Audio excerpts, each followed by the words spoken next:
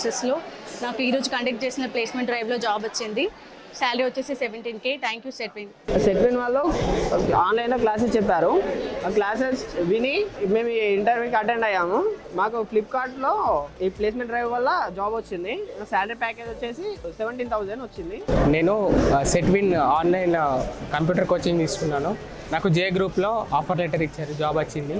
Thank you Setwin. Setwin వాళ్ళు conduct చేసిన placement డ్రైవ్లో జే గ్రూప్లో సెలెక్ట్ కావడం జరిగింది. మంత్లీ సాలరీ వచ్చేసి 15,000.